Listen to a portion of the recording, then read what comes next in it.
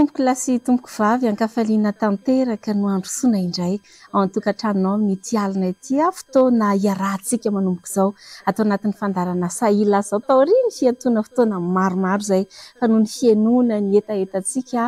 fiainoana ny fangatantsika dia mahafinaritra fa dia miverina izany fandarana izany manomboka amin'ity anio ity toy ny mahazatra dia ny tenako Lili Rafaralahy sy ny namana Clémence Rarinirina no miaraka manentana sy manolotra ny fandaharana. Miarahaba Clémence. Mirabanao ihany koa namana Lili Rafaralahy dia arabaina ihany koa tsika rehetra mpanaraka tsy tapaka amin'ny fandarana sahila izao ary isika rehetra ihany koa izay nanantena ny andrandra ny iverenana izany fandarana izany mafisiko kely fotsiny ankoatran'ny talata araka ny tenenina namana Lili teo dia ny zoma ihany koa tsika dia miaraka ampijery sy ny mpiaino ato anatin'ny fandarana misy ihany koa moa fandefasana ny fandarana amin'ny alalan'ny YouTube ka dia manasantsika ary tsy saraka aminay hatramin'ny fiafarany ity fandarana ity amin'ity alina ity namana Lili Rafaralahy izara telo mazava tsara ny fandarantsika ameko anao ngamba ny toyany hanazavana mikasika an'izay. Arak'izay moa hoe miverina ny fandarana fitsika koa miezaka manatsara trano mba hafapoan'ny ampijery indrindra ao anatin'izao vanim-potoana izay tena hoe mivaivay satria eo am-panomanana ny fifidianana be ny tanàna sy mpanolontsaintsika Clémence Rarinirina manomboka eto ary dia tataka izao no mety ho endriky ny fandarantsika mizara telo ny namana Clémence Rarinirina teo amin'ny ankapobeny aty amin'ny voalohany sika dia miresaka mahakasika an'izay fifidianana be ny tanàna sy mpanolontsaina izay ampahafantarana antsika ny tokantrano hoe inona avy no tsara ho fantatra ao anatin'izany fifidianana izany ary andraisantsika vahiny ao amin'ity an'ity aloha io tapany voalohany io. Any amin'ny tapany faharoa sika Clémence Rarinirina dia miresaka indray mahakasika ny commune urbaine Antananarivo renivohitra sy ny tontolony izany hoe eo tsika no miresaka ny zavatra be dia be mba tsara ho fantatry ny vahoaka rehetra ny tokantrano zava-misy mantsy lasa ohatran'ny resaka mitsingevangevana rehefa tsy azon'ny olona tsara inona ny zava-misy sy ny sisa ny antsipirian'izay no jerentsika ao anatin'ny tapany faharoa ary ny tapany fahatelo amaranantsika ny fandaharana dia iresantsika ireo vaovao malaza satria amin'izao moa dia rahantsika mahita indrindra eny amin'ny tambazotra ireo compte fako maro samihafa izay manely lainga tsao samihafa anjotoana ny mpifaninana dia hidirantsika lala sy resantsika mazava ireny any amin'ny tapany fahatelo Clémence Rarinirina. Ya dia hamafisiko kely ihany koa fa ao anatin'ity fandaharana ity moa izany araka ny tenenina namana Lili Rafaralahy teo andray vahiny isika dia raisintsika avy hatrany izany ny vahiny aoriany ity faingo kely ity. Vahintsika ary amin'ity alina ity ary ho vahintsika matetika ao anatin'ity fandaharana sahila izao ity dia tsy iza fa hiada no iresadresaka sy hitafatafa amintsika ny antony moa safidianana ny ada tsy amin'ny mampanao politika azy fa tena hoe amin'ny manam-pahaizana mikasika ny fifidianana azy sy noho izy efa nanatrika sy niatrika fiofanana mikasika ny fifidianana teto toerana sy noho izy ihany koa niatrika fanomanana ny famolavolana lalam-pifidianana tatsy Afrika ka amin'izay maha hoe manam-pahaizana izay ny ilazantsika azy amin'ny resaka fifidianana azy izay izany no hanasantsika azy ary amafisiko fa tsy androany ihany izy no vahiny miaraka amintsika ao anatin'ny tapany voalohany fandarana miarabanao avy hatrany ary ato. Ia dia faly miarabanareo Clémence faly miaraba ny fandarana sahila izao ary dia mirasoa azy anohy ny diany ray zany mbako manana ny fiarabanana sy firariantsony mpijery rehetrarehetra teo ary dia misaorana manokana ireo teknisiana izay miara-miasa amintsika ankehitriny.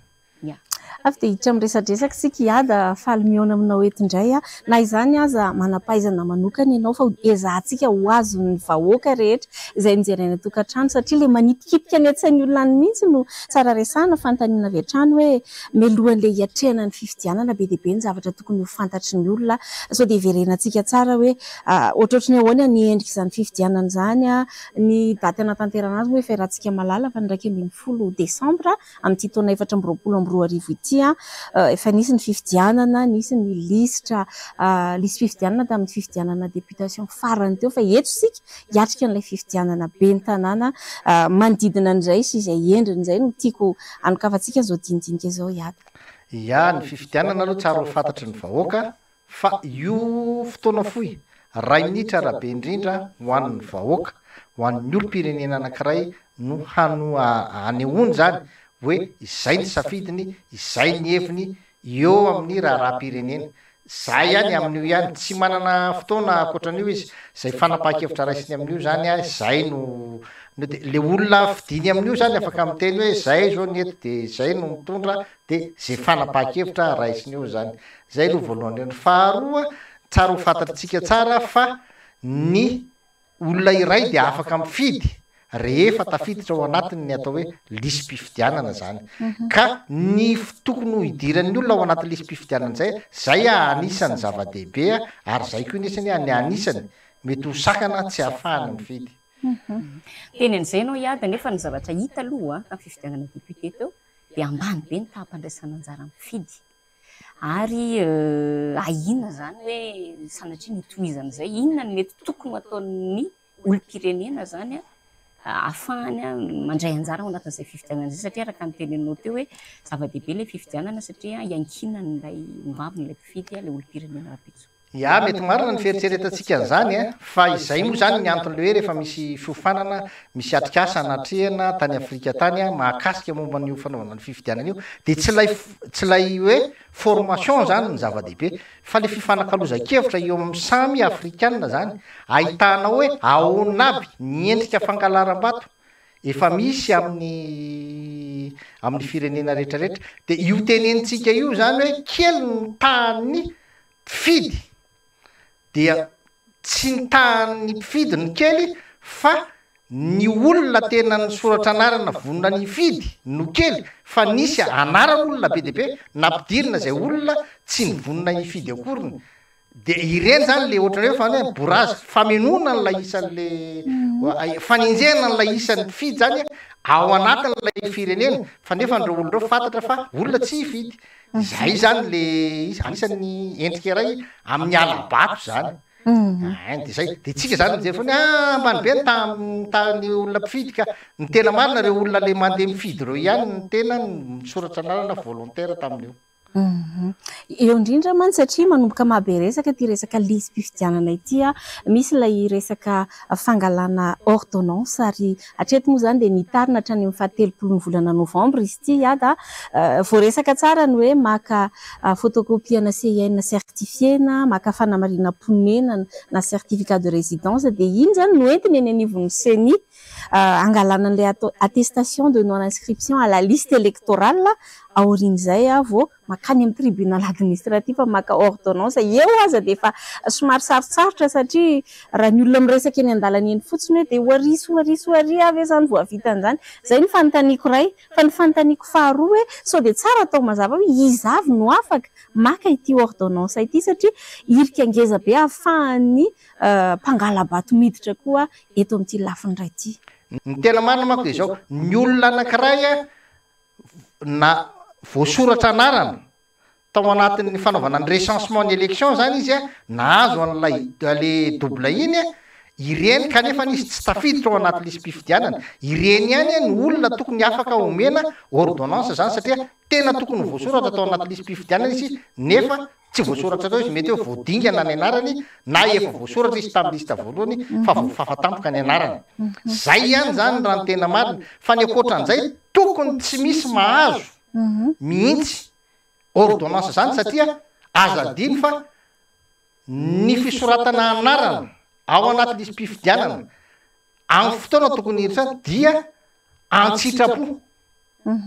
zany hoe ianao zany matoa tsy voasoratra atao anaty lisym-pifidianana de tsy nanana sitrapo isoratra ao anatin'le lisym-pifidianana zay ny mahatonga izy hoe tsy tokony azo ordonnance ianao raha ohatra hoe tsy mahavoasoratra anao fotsiny eo no hoe andehaka anao lista fa raha kosa ianao nahazo an'lay recensement lay fisy iny hoe efa nisoratra anarana ianao nefa tsy voasoratra ao anaty lista iny ianao no tokony omena ordonnance zany. Inona zany no tokony ataony eo anivon'ny autochtone zao manososokevitra ny amin'ny hoe tokony atao le audity lisym-pifidianana ampy ve zay inona ihany koa ny tokony atao inona ny fandraisana andraikitra tokony raisin'ny olom-pirenena mahakasika ny mety ho isin'ny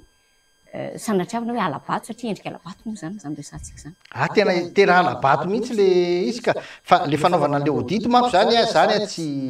ny audity zany de diso be ny fitenenana aloha hoe misy fotoanana hoe tokony ao aloha tokony ao arena tokony ny audity inopiné amin'ny fotoana tiana ilana azy de azo atao foana ny audity zany ary ny audity de ahafahana mijery an'le hoe mifanaraka sa tsy mifanaraka amin'ny lalàna velona lay zavatra miseho fa ny olana kely misy eto Madagasikara de zao ny CENI indépendant fa tsy izy ny manao ny lalàna ny feny fifidianana tsy izy ny mamolavola ny lalàna rehetrarehetra na ny mametraka ny règle de jeu entina hitantanana n'ilay fifidianana sosikevitra suggestion no omeny fa ny gouvernement tany no manao an'izany ny mpanatanteraka ny mpanatanteraka no mametraka andao asitsika ordonnance andao ataontsika am'izao ny daty ny fifidianana andao alavaitsika zao ny daty ny gouvernement daholo no mandray an'izany fanapahan-kevitra any amin'ny alalany resaka lalàna fa tolo-kevitra fotsiny ihany ny CENI azony lavina azony tsy lavina ary io arana ny tena marina amin'ny maha-politika azy de ny gouvernement ihany no mampirisika ny CENI hangataka n'ilay izy amin'ny zareo mba ahafahany manao azy. Ohatrany te hiresaka zavatra mivaingana kokoa raha sitrakareo mianada hiresaka kely mahakasika ny boriboritany voalohany tsarotsika tamin'ny fifidianana solombavambahoaka farany teo Maître Anitra Razafy zay solombavambahoaka amin'izao fotoana izao dia natratra n'ilay karapanondro be dia be sy lisitra tany amin'ilay tokantrano anankiray nisy an'ilay vehivavy bevoka na be resaka iny etsy andaniny amin'ny resaka ordonnance antsika teo ary ny teny mazava moa ianao zany fa hoe olona nameno an'ilay recensement kanefa latsaka ny ala tao anaty lisitra na tsy tafiditra anaty lisitra ny tokony afaka maka ilay ordonnance fa ny zava-misy zany teny anivon'ny boriboritany voalohany dia nanao karazana andrana ankolaka ary dia voapirofo fa nisy olona tsy nanana ninonina nalefa tany nitady hevitra ampidirana azy eo anaty lisitra fa dia tafiditra somatsara tsy misy ordonnance tsy misy an'ireo taratasy fepetra be dia be izay niraisinareo mahakasika an'ireo ka anankiroa ireo hiady na le voalohany na le faharoa te antany aho hoe rehefa misy trangan-javatra toy izany satria tsika moa eto miomana mialohan'ny fifidianana inona ny tokony ataon'ny olona izay mahatsikaritra sy mahita an'izany eny anivon'ny fiarahamonina tanjon'ny fandarantsika mantsy ny atonga ny olom-pirenena tsirairay avy andray ny andraikitra tandrify azy fa ny ray faharoa koa dia hoe manoloana ny trangan-javatra toy itony inona kosa ny andraikitra izay tokony raisiny eo anivon'ny CENI amin'ny maha-manam-pahaizana manokana anao. Le fifidianana eto amintsika nge zay ny teneniko anareo rehefa le misy fiofanana reny dia mifampiresaka zany ny rehetrarehetra hoe ohatr'izao le tsy zavatra miseho taty aminay ohatr'izao ny aty aminao efa zavatra efa nampahafantarin'ny olona ny tena taloha ireny tsangan-davatra reny hoe zao ny tsangan-davatra ohatran'izao ny fanaovana alabato ohatran'izao dia ny tena zany rehefa mijeren'ireny dia ohatrany mahatsiaro an'ilay olona amin'ny tantaran'ilay izy fotsiny ireny hitanao tamin'ny firaisana voalohany reny eny fanongonana karapanondro reny zavatra roa no mitrangy angonina ilay karapanondron'ilay olona mba tsy ahafahany iny olona iny andeha hifidy fa ahafahany mandefa olona hifidy zay ilay olona tena afaka azo ny antoka fa androtsaka n'ilay vato tena tiatonga alatsaka dia izay no mahatonga an'le hoe rehefa tonga any amin'le birao fandatsaham-bato dia ilay président bureau de vote sy mamela an'le olona hifidina tsy mitondra karapanondro azany rehefa manonona anarana fotsiny sy zany le izy misy mody mitondra carte électorale dia hoe dia anisany zany efa carte électorale tsy ahafantaranao mihitsy hoe tena izy marina ve io voalazanarana ao anatin'ny anay io ary zany le analisa fa misy koa ny mitondra karapanondro azany sary vehivavy zao no anatin'ny karapanondro lehilahy no mandeha mifidy eo no ilay tsokombakomba amin'ny administration misy hoan'ilay olona mifitondrana dia lasa afaka mifidy ho azy fotsiny ilay dia izany zany ny anisan'ny tenenana mihitsy hoe miverina mihitsy ary amin'ny tenin'ny ny fangatahana-tima hoe anao audity ary betsaka nge ny zavatra tokony jerena amin'le audity resahan'ny tima io raha io liste électorale io nanaovana audity dia tsy hisy fifidianana andeo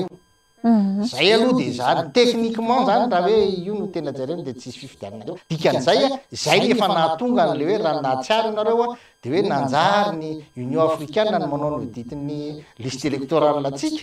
tamin'ny ana dia anatina 30 minutes 40 minutes dia vita dia fa sous forme fotsiny reny zany raha ny tena izy fa tena marina zany dia io liste électorale io anisany fototrina alabato anankiray zany zany ao tena anisan'ilay kolokolo ara-pifidianana mihitsy ary ny tena azo ilazana azy zany amin'izay fotoan'izay tamin'ny fifidianana solombavambahoaka teo namana iada efa nisy ihany le ayary tsy nanafina an'izany ny avy aty amin'ny fanoherana ny amin'izay tamin'ireny fiatrehana ny fifidianana filoham-pireneny ireny azy na izanaty izany hitantsika ny vokatra raha isika ho anaty Antananarivo manokana nitarika foana ny timma tamin'ireo arrondissement ny ankamaroany arrondissement teto amin'ny tanàna Antananarivo ahoana nefa n'izany nahafahana nahazo amin'izay vokatra izay manoloana ny mety ho aya amin'ny resaka alabato inona no karazana hoe sosikevitra avy aminao inona no tokony mbola hotohizana anatsarana an'izay a isiny lay hoe mangarahara mihitsy amin'ny resaka latsabato sy ny raha ny tena marina aloha raha hoe ny fanatsarana ny fifidianana eto Madagasikara dia tsy misy afa-tsy ny fametrahantsika n'ilay atao hoe code électoral. Zany hoe ny code électoral dia tsy ahafahan'ilay mpanatanteraka mamiravira mametraka lalàna ahafahana mamiraviran'ilay fifidianana fa mba farafaratsiny manana fototra iangana izy amin'ilay lalàna nataony dia ilay code électoral zany. Zay aloha anisan'izay. Fa ny akoatran'izay koa tsy afa manoatra izy ny mahatonga an'ireny hoe adversaire-n'izao no mahazo vato betsaka eo amin'ilay toerana. Tena misy zavatra tena tsy ahafahana manoatra mihitsiny amin'ilay fanaovana n'ilay mikimakina zavatra atao satria ny alabato manko ny tsy resaka hoe amin'ilay resaka hoe fanisana ilay vato iny fotsiny fa ianao ngena mahazo vato zato ary eo amin'ilay toerany rehefa ny lalàna amin'izay no milaza afaka lalaovina amin'ny lalàna io hoe foana ny voka-pifidianana manao ohatry zao dia orienteny ny fanjakana makany amin'iny ny PV makasika n'iny vatonao iny dia rava ho azy iny vato nazahoanao vato be iny dia zay mahatonga le hoe misy olona mahazo vato be amina toerana iray nefa tsy lany satria izay le izy lay lalàna zany no entina ilalaovana ny fanenana indray an'ilay vatonao hoe misy hoe ty foanana ty atao lasa manakely. Na izany na izany teo anivon'ny antokotiko Madagasikara be dia be ny hoe latsaka ny vato tany amin'ny voalohany fa rehefa nentina ny fanamarinana rehetrarehetra ny confrontation ny PV boribory tany fahatelo fotsiny ohatra dia niakatra niova ilay valim-pifidianana zany hoe misy ny azo atao zany manoloana an'izay alabato rehetra izay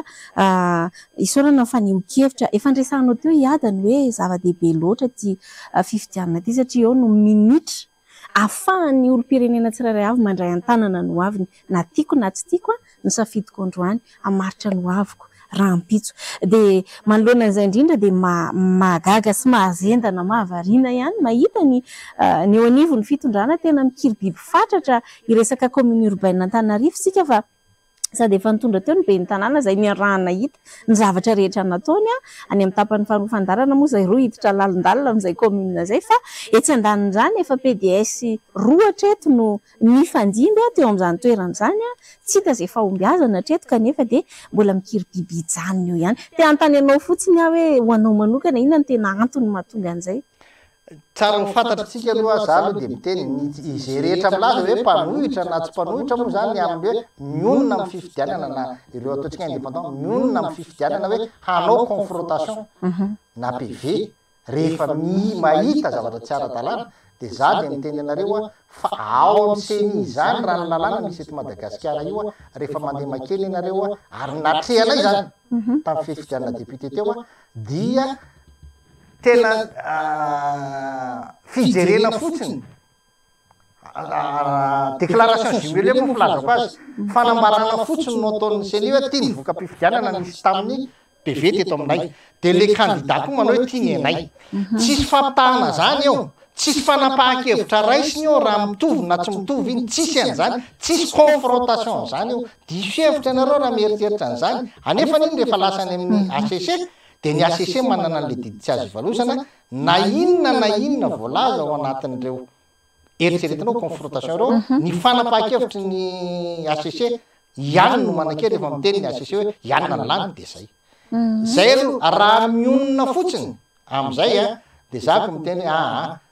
aleo aloha dinihana zay manko ny fametrahana zay ao anatina code électoral ny zavatra afaka misoroka an'izay zay ny tokony ho ataontsika fa io zavatra fandrebirebena fotsiny io. Ny faharoa manarakaraka an'izany dia ny fitenenanao marina raha ny tena marina nge efa tsy mifanaraka amin'ny lalàna intsony ny zava-misy eto Madagasikara. Madagasikara tena ao anatin'le tany tsy tan-dalàna indrindra amin'ity fifidianana ity satria fantatsika tsara fa hatramin'ny androany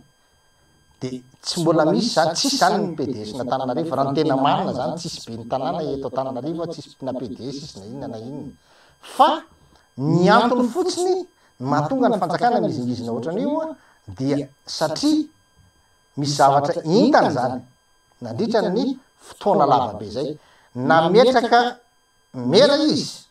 nefa hitatsika fa tsy afaka nanao inona ry zareo tsy afaka nampandrosana Antananarivo ry zareo nandritra ny fehim-potoana nitondran'ilay merany zay izy afaka manome tsara hoe zao ny anany ary no eritreretina fa rehefa miaraka aminy de androso be le io zany taratra le hoe na miaraka amin'ny fitonana ary lay mera dia tsy ampandroso Antananarivo zany mahitsiny satria ilay filoham-pirenena mihitsy no manana eritreritra fa izy no tokony hitondra zavatra tsara eo amin'ny tanàna Antananarivo fa tsy lay mera napetrany izy zany no tokony azo an'ilay reharety izy no tokony azo an'ilay voninahitra de eo zany izy rehefa nametraka PDS ny PDS de hoe olona napetrany de rehefa mahavita zavatra de indray de hoe midonany aminy hoe nay nametraka olona ny filoham-pirenena fa io no olona napetrany izy ny aorinan'io mahazo ny vola zay tiany omeny hafa ny fomba rehetrarehetra hitantanany azy dia ilay filoham-pirenena amin'izay fotoana zay mahazo an'ilay le deraslazy de alohany zany raha misafidy zany ny fanjakana ankehitriny de aleo ny PDS daholo mitantana ny commune zay eritseretiny fa tokony afaka hakano ny fonony olona amin'ny fitiavany an'ilay filoham-pirenena de zany mahatonga an'io fa tsy ana de tsy mahagaga nge raha hoe hitanareo hoe misy faritra tena asarotina be mahitsiny ny firotsahan'ny candidat mpifaninana rehetrarehetra ao de misy zavatra tena tanjona tena hotratrarinao misy nefa de tena amirainy arak'izay mamora azy mihitsiny de zany le izy zany de io hoe tsy ametrany le PDS azy zao io hatahorana fa sao de ho lasa vedety tampoka le olona tonga eo ka hitange tsy hitanao tsy fantatrao izy rehefa tonga eo lasa manohana candidat hafa de matahotra izy fampatokisana efa tsy misy tsony amin'izareo tsiny ia makasitraka anao iadany amin'izay fitondranao fanazavana izay araka nefa natsitsika ty retim-piandohana iady araka amintsika foana ao anatin'ny tapany voalohany fandaharana eto amin'ny saila zao iresadresaka sy andalina anazava mikasika ny tontolon'ny fifidianana sy ny tsara ho fantatra indrindra ho atsika olo-pirenena ao anatin'izao fiatrehana ny fifidianana ho ben'ny tanàna sy mpandolotsaina izao mafisina ihany fa amin'ny fahatelopolany volana novambra vao mikatona ny fahafahana zany maka ordonnance ahafahana misoratra ao anaty lisy-pifidianana ho an'ireo izay mahafeno ny fipetra ao anatin'izay hiditra ao anatin'ny tapany faharoa amin'ny fandaharana isika makasitraka anao iada iady mametraka veloma mahafinaritra ao anareo topoka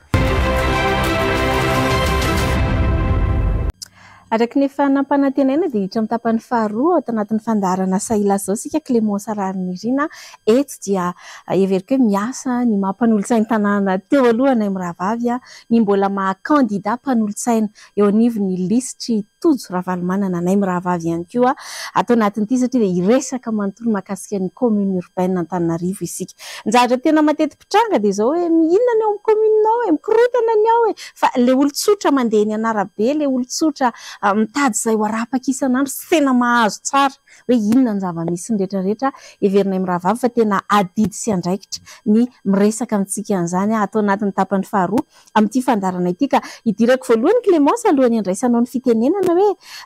tianazava aloha hoe misy rafitra anankiroa izay tsara ho fantatry ny mpanaraka ny fandaharana atao anatiny zany fitantanana ny tanàna zany etsy andaniny dia misy ilay atao hoe fahefana mpanatanteraka na ilay organe exécutif iny zany no tarihiny be ny tanàna sy ireo tale rehetrarehetra miara-miasa aminy ny secrétaire général ny membre ny kabinetra sy ny sisa no ao anatin'ity organe exécutif ireo ilay manatanteraka ireo fa eto andaniny dia misy ilay tao hoe fahefana mpanapa-kevitra nga zay no azo ilazana azy na ilay organe délibérant io indray zany dia ny mpanolotsainy tanàna miaraka amin'ny filohan'izy ireo na ilay atao hoe président du conseil municipal PCM eto ankilany zany hoe mazava loatra fa ny zavatra rehetra izay tanterahan'ireto mpanatanteraka ireto rano marina dia tsy maintsy mandala eto anivo ny mpanapa-kevitra ary izay fanapa-kevitra voarainy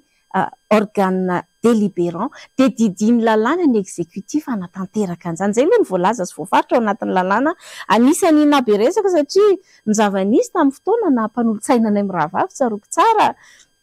misy fanapa-kevitra tsy raisiny eo anivon'ny filan-kevitra koa fa dia manatanteraka tsy akera tsy akidinika ny eny anivon'ny mpanatanteraka profon'izany reny fandravana pavion marobe tsaroko tsara tany ny fotoana voalohany ny rana tamin'ny Clémence Rarinirina dia noravaina satria sotasota fotsiny zao hoe neny lalao ravalomanana nanao andre de andao potehana zany zany le fomba fanao politika zay tena mila potehana sy ovaina satria de tena tsy nisy fiarana tamintsika tamin'ireny fa tena hoe devant le fait accompli vita le zavatra vao mahita eo ny eo anivon'ny mpanolontsaina. Ny anankiray faharoa de izao misy fanapa-kevitra raisin'ny mpanolontsaina tsaroko tsara mihitsy tamin'izay nisy an'le resaka convention standard de misy fanapa-kevitra efa raisin'ny mpanolontsaina fa mahagaga fa ny mifanohatra amin'iny ny tanterahan'ny mpanatanteraka. Eo zany de fahitako hoe misy anomalie, misy tsy fahatomombanana arak'izay tokony ho izy ilay asan'ny mpanatanteraka sy asan'ny mpanapa-kevitra ampidirako ihany iny ny resaka commune urbaine Antananarivo Clémence Rarmirina. Marina be ny ohatra zay nalainao nyraisinao namana Lili Rafaralahy mikasika le resaka fandravana pavillon satria iny tokoa isan'ny zavatra nitranga voalohany tao amin'ny commune urbaine Antananarivo ary isan'ny nampitambatra antsika tao anatin'ilay ady mikasika an'ilay fanapara-pahefana raha zay azo ilazana anazy itodiantsika indrindra ny amin'ny mpanaraka ny fandaharana indrindra ny olom-pirenena namana Lili hoe isika mety mieritreritra hoe ny fifidianana ben'ny tanàna izany toy ny fifidianana nandeha hatramin'izay ihany hoe fifidianana filoham-pirenena, fifidianana député sy ny sisa de mety hoe misy alay-panahy eritreritra anoano hoe fifidianana foana tsy de ilainy zany aleo mandeha miasa toy izay mandeha mifidy sy ny sisa dia tsara tsy pihana mihitsy zany mahazava-dehibe fandresan'ny vahintsika teo ihany mahazava-dehibe any zany hoe fifidianana ben'ny tanàna sy mpanolontsaina zany ary ohatra tsara ho any raisina mana Lili teo hoe isika manana fiariana tao anatin'ireny pavillon reny tao anatin'ray mpimaso dia tsy nisy miraharaha iny ny mpanatanteraka teo anivo fedidina tanàna Antananarivo atsika fa rehefa nanapa-kevitra izy tsy niera tamin'ny mpanolontsaina araka nazavain'ny Lili Rafaralahy teo de zay zany lay didiny be sandry raha zay ny azo ilazana anazy de tsy misy azo atao fa dia tsy maintsy nanaiky teo anatrehan'izay ka zay no anamafisako angamba namana Lili hoe zava-dehibe loatra ity fifidianana ben'ny tanàna sy mpanolontsaina ity isarihana atsika mba ho avy an-datsabato amin'io andro ny 1 Desambra io satria zo atsika no mifidy ary tena iantefaniny zay mety ho safiditsika eo na isika mandrotsabato na isika tsy mandeha mandrotsabato ny zavatra izay hitranga ao arian'ny fifidianana ary mikasika an'izay indrindra dia ampahafantarina ihany moa zany ny olom-pirenena isika mpanaraka ny fandarana hoe raha ny commune urbaine Antananarivo no resahantsika marina ny teny Lili teo tsy afaka manapa-kevitra samirery ny mpanatanteraka tsy maintsy mila ny mpanolontsaina ary izahay sy ny namana Lili Rafaralahy tenako sy ny namana Lili Rafaralahy ao anatin'ny lisitra tojo ravalomanana de zao hoe 720 ny lisitra mpanolontsaina izay miaraka amin'ny candidat ben'ny tanàna ary 520 amin'ireo no ataontsika hoe ny anankitelo amin'ireo suppléant zany hoe manampy fa ny 520 ireo no tena hoe candidat ao anatin'ilay hoe raikitra zany no araka ny lalàna de mila n'izay maro anisa izay zany ny candidat ho ben'ny tanàna mila n'le maro anisa raha tsy zany izy tsy afaka manapa-kevitra ary rehefa tsy manana ny maro anisa izy dia lombolombo le zavatra ny tantaraina teo ihany ny sanatry avy vava hitranga hoe na de itenindray ary izy hoe ity mahasoa an'le vahoaka fa sanatriavina misy mpanolontsaina manao volo manoarandrana dia lasa tsy afaka manatanteraka n'ilay zavatra andrasan'ny vahoaka aminazy ilay ben'ny tanàna zay lany io ka zava-dehibe loatra zany zay hoe fananana maro anisa izay ka tsy pihana ihany ao anatin'ity fifidianana ity dia ny vato azo ny ben'ny tanàna no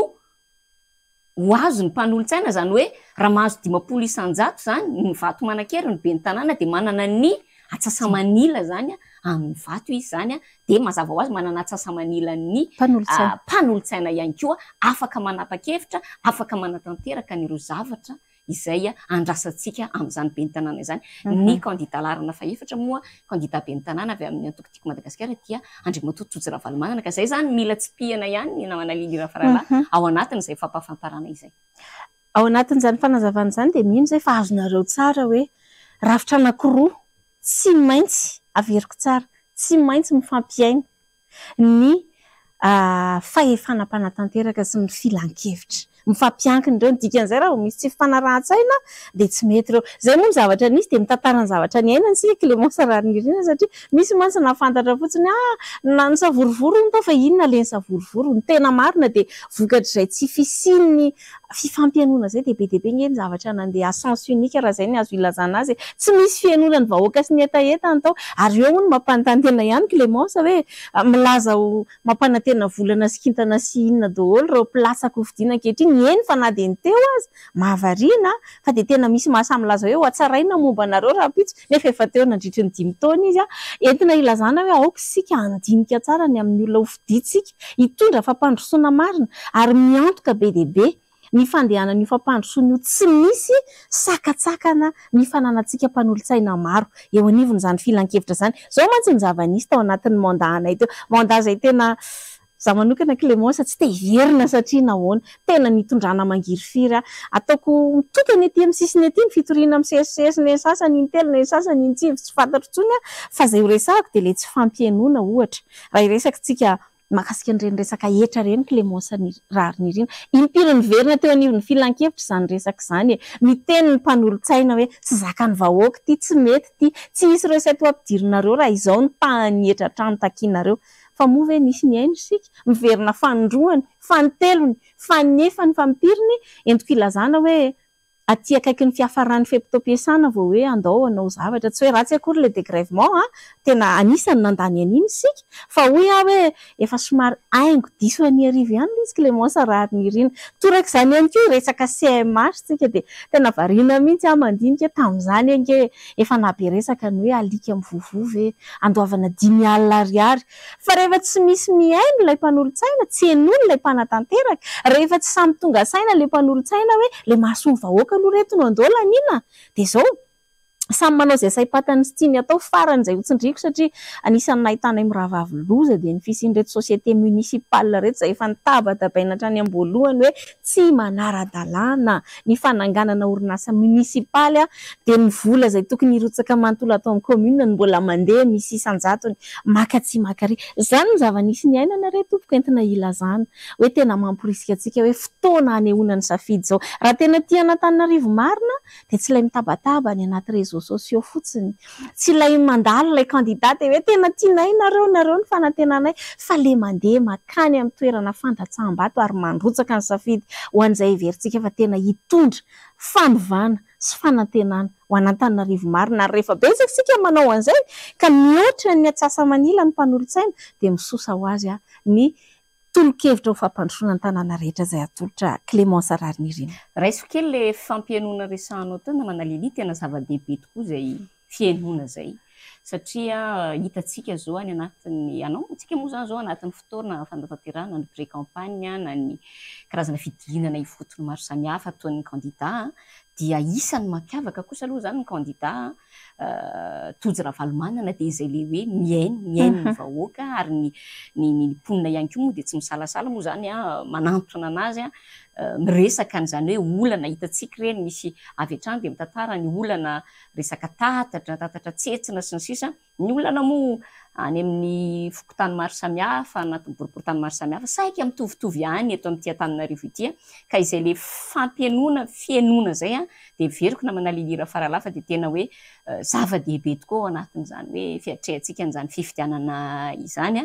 ary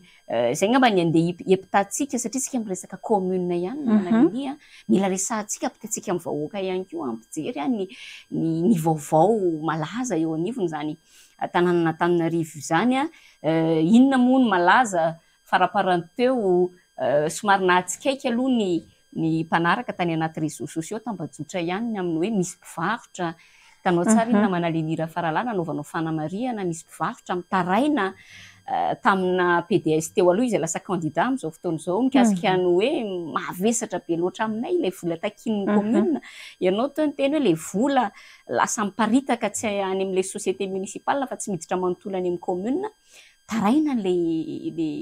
mpivarotra nefa dia nanaovana valiteny boribory ka ahitana taratra sahady izany amin'ny hoe manao ahoana ilay olona manoloana antsika ary tokony hahafahantsika mahita taratra sahady ny amin'ny hoe manahoana sy manahoana tokoa raha toka karazan'olona manao ahoana no mena ny fahefana satria efa hitany ariary tao anatin'ireny hoe tsy nisy an'izay fianonana resahantsika teo fifampianona sy fandraisana vahaolana zay. Na izanaty zany resahantsika ihany koa ny amin'ny hoe inona ny vaovaon'ny commune dia amin'izao fotoan'izao aloha nampanantenaina tamintsika namana Lira Faralahy dia hoe tsy maintsy hisy ny fanendrena vice PDS satria hoe misy lalàna tsy voahaja. Raha ny ao amin'ny commune urbaine Antananarivo tao anatin'izay 5 taona izay dia betsaka loatra ny lalàna tsy voahaja noho ny lalàna voahaja fa dia mbola misy indray izy zany amin'izao fotoan'izao dia hoe ny andrasana ny fanendrena ny vice PDS ary nampanantenana antsika zany namana Lili tamin'ny février-tsika farany mandraky ity ny androany dia mbola tsy misy aloha izay fanendrena vice PDS zay. Manahoana zany zao fampandehanan-draharaha ao anatin'ny commune urbaine Antananarivo ankehitriny dia isika rehetra samy mametraka fanontanianany amin'izay fa dia misy tsy fanarahan-dalàna aloha zany raha tarafina amin'ny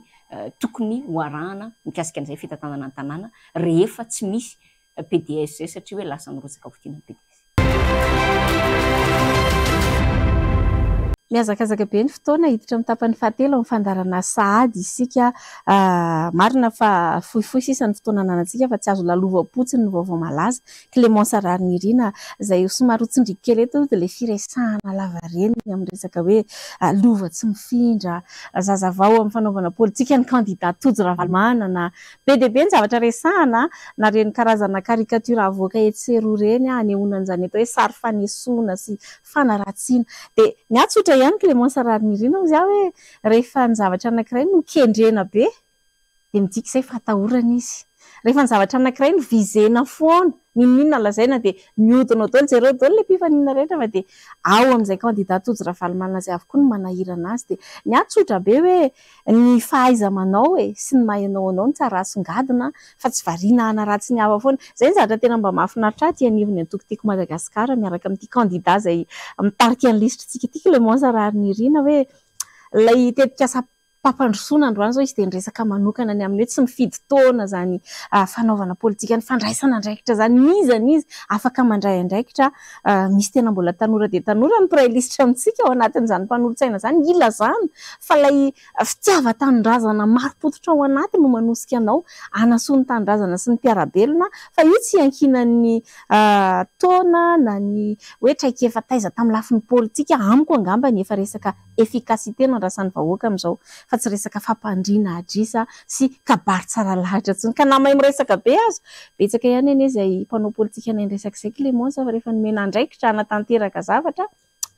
hafa noho izy eo. Ia resiko le lova tsy mifindra namana Lira Faralahy tiako resahana kely fotsiny hoe zany lova tsy mifindra zany anie resaka ataontsika hoe fifahanambadininy sampiavany tsisy idirany mihitsy zany zay lafin'izay ary ny tian'le olona resahana ny anatin'ny compte fac na ny anatin'ny compte tena izy dia ilay hoe satria Tojo Ravalomanana zanaky président Ravalomanana sy lalao Ravalomanana dia tsy tokony ho zay fa tokony hoe olo-kafa no atolotra ho candidat dia nefany za miteny amintsika fa tena be dia be mihitsy ny makasitraka ary betsaka mihitsy ary nangataka satria azadonoina fa tamin'ilay fotoana hoe sakana président Ravalomanana kivy ihany koa mpanaradia fa rehefa nahita hoe Ravalomanana misolo Ravalomanana tena hoe velom-panantenana ao anatin'izy ary resahana kely fotsiny ihany hoe tsy sambany angamba ao anatin'ny tontolo politika ny eto Madagasikara na any ivelany misy an'izany hoe zanaka tsy voatery ho filoha fa mety hoe zanaka tompon'andraikitra anankiray ny tanan'andraikitra ambony teo amin'ny firenena no apresiana hisehatra ao anatin'ny politika. Fomba fanao zany nanao an'izany George Bush tany ivelany mbola be dia be eto Madagasikara manao an'izany raha tsy teny fotsiny hoe misy amin'ireo candidat mifaninana ao raha mbola misy an'izay ihany koa ka hitenenana amintsika zany hoe tsy zava-pady akory zany zavatra izany fa zavatra fahita maneran-tany izany zavatra zany ary tiako resahana ihany koa hoe raha nahita isika tao anatin'ilay fifidianana ny fanesy teto Madagasikara dia hitantsika tsara fa président Ravalomanana teo foana nanosika nanoana nanolotra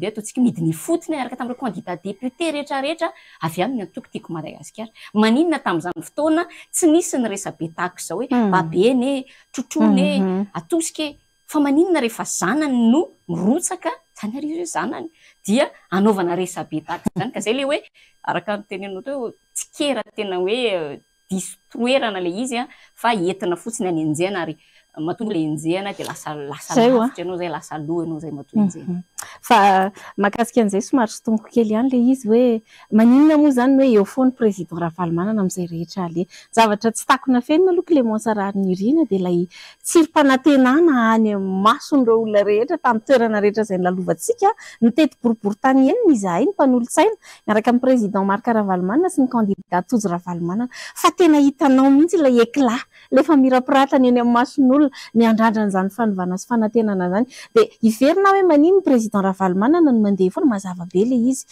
tena teny olony teny ary tena hoe homme d'état no ny teny raha ny teny tamin'ny vahoaka n'Antananarivo hoe tsy amelanareo irery zay fitazomany ny teniny izay amiko sarobidy loatra ary ny porofony zany fa na tsy afaka nilatsaka izy dia nilatsaka Tojo Ravalomanana ary tsy miala lavitra izy fa teo akaiky teo ihany ilay lova tsy mifindra hoy ianao diso fipetraka be fa ozy aho hoe raha ohatra ka le hoe toetra sy karakteristika maha président Ravalomanana ny président no manahirana anareo dia tsotra be le izy hoe tena aleo lavitra aza mahita hoe ny azony vanikolakana ny Antananarivo ny tsara ary io zany tena traika efa nisy ny gagana kosa ny fandrosoan'izany Antananarivo zany tamin'ny tondrahan'ny fianakaviana io androany hoe andeha hisalasala indray ny amin'ny hoe ity ary misy relève ary tena hoe voavolavola tao an-tokantrano zany olona tia tanindrazana zany olona efa nitondra lavitra ny firenena malagasy mazava be zany ito kely ihany satria kely ny fotoanantsika Clémence Rarinirina mbola resaka fanaratsiana ihany eo zany fanelezana hoe sarin'ny candidat Tojo Ravalomanana lazaina fa maketsy makeroa tena magaga fa tia ny compte fako mihitsy mampiasa an'ity sary ity ary alaiko kely vetivety hoe enao manokana anisany voaresaka tamin'iny farany herinandro iny raha nanatrika ny fivorian'ireo vehivavy mpitarika mpanao politika ny teo anivon'ny PNUD nanao ny fanasana dia zany tena ohatrany hoe raha raisina amin'ilay teny frantsay hoe elle se trouvait à la mauvaise place au mauvais moment pendant une mauvaise circonstance ave sa ina ny ilazako azy satria dia zara raha nisy sarin'ny mpiana na ahafahana nahita ny Clémence Rarinirina teo anilana candidat mpifaninana anankiray dia ampinanelezana vaovao be dia be hoe efa nifindra sady niova loko sady sy ny sisa aloha maiko anao ny fitenenana makasika an'iny fa tehiteny fotsiny aho hoe na ny tsy misy aza mofo ronona maika efa mahita sary anararotana dia be lehilahy ngafafy izay voapirofona dia ity fandaran'ity ihany aza fa tsy misy fahamarinany na dia kely akory aza ary mampalahelo ao anatin'ilay izy namina Lili Rafaralahy dia ilay sary izay soniaviny ilay candidat zany hoe sary nivoaka avy tao amin'ilay candidat zany no ampiasainy ireo pombazy hiparitaka entina irazana vaovao tsy marina hoe ao satria tsy marina velively ary tena ataoko sanatiavina impito mihitsy angamba ny arivo mihitsy raha azo zay na azo ilazana azy izany hoe Clémence andeha hiverina makany amin'ny volomboasary izany zay aloha dia tena efa nanao fanamariana moa tao amin'ny murako namana Lili Rafaralahy tao amin'ny rindroko fa tsy hisy mandrakizay angamba izany hoe Clémence hiverina makany amin'ny volomboasary zany fa inina aparitaka ary izy any mampalahelo dia izay hoe sary hosoniavin'ilay candidat no ampiasaina ao anatin'izay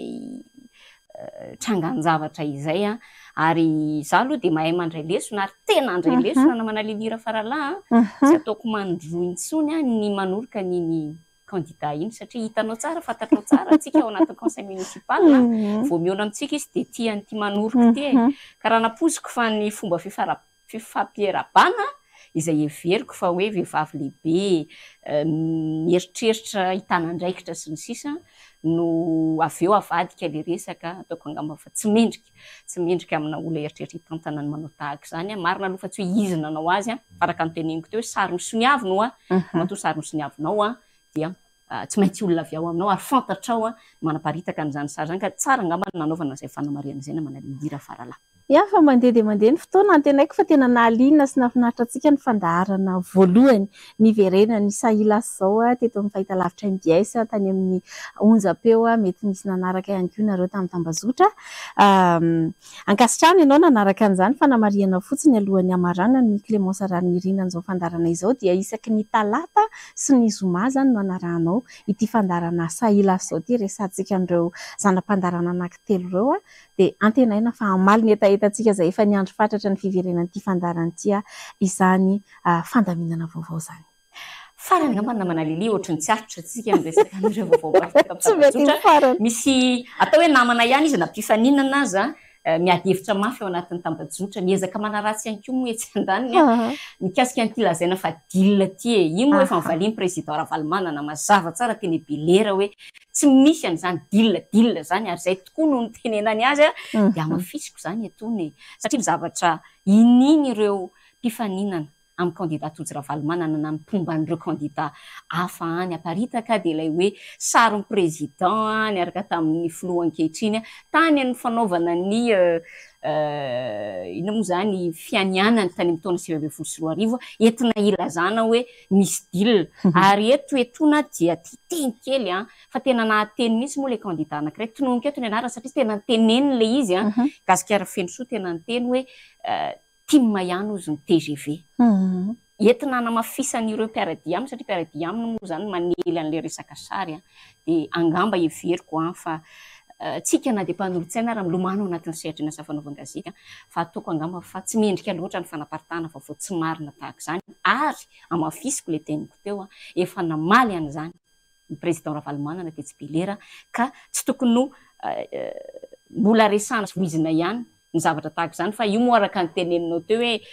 misy foana ny mpanenjika sy ny sisa mpanenjika raha teo toujours afara ozy izy mba tsy teneniko hoe mpanenjika toujours inona moa ohatra resany any anatambajotra serasera dia izay zany tsara ihany angambany ihany no manao an'izay fanangan'izay ohatrany tsy mety tapitra le fandarana misy tsiaritra tamin'le teninao teo fa efa marany tsika hoe le fampiasana sary ho antiako lazainy sary foana io na nanomboka tany amin'ny candidat Tojo Ravalomanana taty amin'ny sarin'ny Clémence Rarinirina dia zao mbola misy sarin'ny président Ravalomanana sary lalaovin'ny olona le sary dia miresaka fanapariana vaovao izay indrindra dia eo amin'ilay fanaparitahana vaovao tsy marina no manaitra kely ny saiko hoe fa maninona no misy candidat